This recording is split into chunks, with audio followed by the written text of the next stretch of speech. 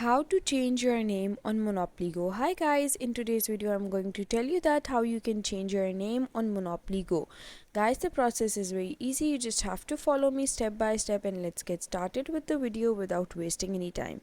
So first you have to open your Monopoly Go app, and once you are on your Monopoly Go app, what you have to do is click these three lines on the top right corner. Once you click these three lines, it's going to open this interface for you where you have to go to this icon of yours, the profile picture of yours. Just click the profile picture and it's going to pop up this interface for you. Now here you can see that there's this pencil sign which you have to click in order to change your name.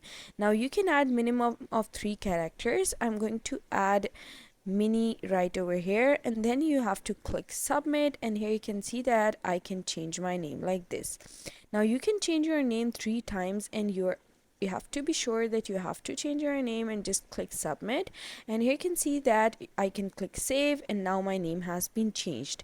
So this is how you can change your name on Monopoly Go app, and I hope you liked the process and found it easy. And if you did, please don't forget to like and subscribe my channel. Thank you very much. See you again.